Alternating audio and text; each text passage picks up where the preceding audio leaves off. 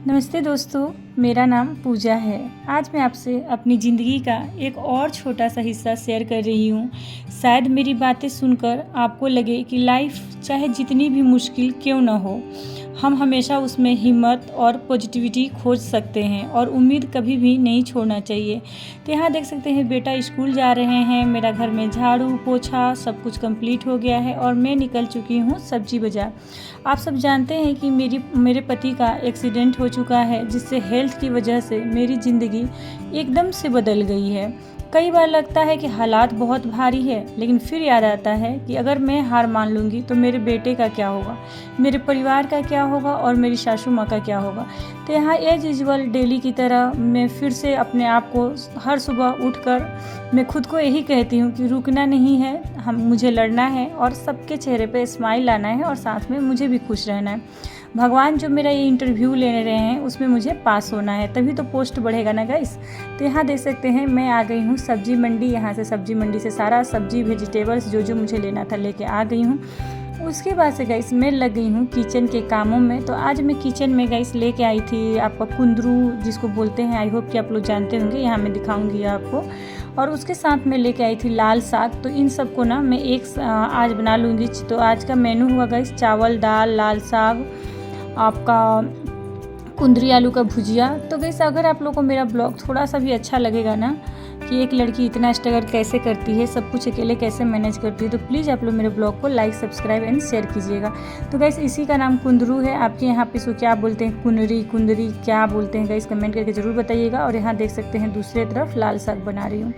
तो इस तरह से गाइस मेरा ना दिन का शुरुआत होता है। मुझे पता है दोस्तों कि आपकी भी ना ज़िंदगी में किसी न किसी के लाइफ में कुछ न कुछ स्ट्रगल होगा ही होगा। कोई पैसों की टेंशन में होता है, तो कोई हेल्थ को लेकर, किसी को बच्चे नहीं हो रहे हैं तो किसी को बेटा नहीं हो रहा है, तो किसी को बेटी नहीं हो रही है। हर किसी के इंसान में गाइस टेंशन है ही, किसी की किसी चीज़ की टेंशन है तो किसी को किसी चीज़ की टेंशन है। तो इसलिए मैं कहना चाहूँगी कि अगर जो भी मेरा ब्लॉग देख रहे हैं ना, वो लोग प्लीज़ आप लोग मोटिवेट होइए, उस टेंशन से लड़िए, क्योंकि मैं लड़ सकती हूँ तो आप भी लड़ सकते हैं। जब मैं अकेले औरत होकर इतना संघर्ष कर सकती हूँ तो आप क्यों नहीं कर सकते। तो जो लोग भी मेरे ब्लॉग देख रहे हैं, प्लीज़ अगर आपकी लाइफ में जो कुछ भी टेंशन है उसको छोड़ दीजिए और लाइफ को हैप्पी स्पेंड। जैसे मेरे छत पे ना ये क्या है आप बताइएगा, हल्दी का पेड़ है कि आदि का पेड़ है, कमेंट करके ज़रूर बताइएगा। और इसको छत पे रहना अच्छी बात है कि नहीं है। यहाँ पे देख सकते हैं गाइस मैं आई हूँ छत पे, सारे कपड़े डाल दिए थे तो सूख गए हैं और वेदर देख कंडीशन है, शायद बारिश आ भी सकती है और शायद नहीं भी आ सकती है। यहाँ देख सकते हैं पूरा घटा छाया हुआ है, यहाँ पे पूरा मेघ हुआ है। कपड़े को उठा लेते हैं, नहीं तो अब बारिश आएगी तो पूरा भीग जाएगा। तो जो कपड़ा सूख गया है उसको उठाते हैं।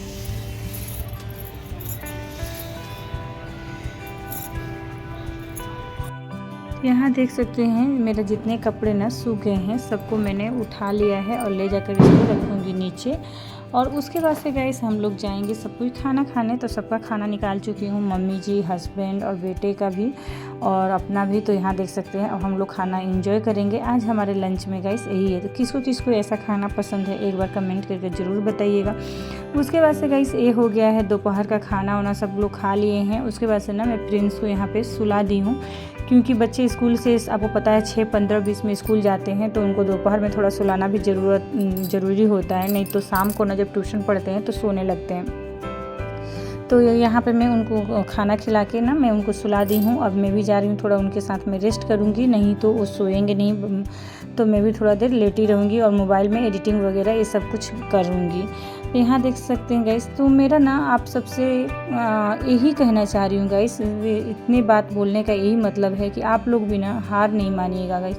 जितना ही ज़्यादा अंधेरा जितना ही गहरा होगा ना उतनी ही चमकदार सुबह होगी, ये सब तो आप लोगों ने सुना ही होगा। तो बस गाइस मेरे तरह आप लोग भी ज़िंदगी की हर मुसीबत से, हर परिस्थिति से लड़ना सीखिए और लड़ के आगे बढ़ना सीखिए।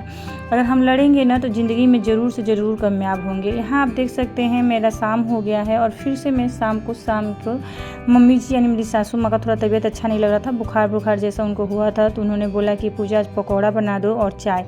तो मैं बोली ठीक है मम्मी बनाती हूँ। तो देख सकते हैं यहाँ पे मम्मी के लिए पकौड़ा और चाय रेडी कर रही हूँ। मैं और मम्मी चाय को एंजॉय करेंगे।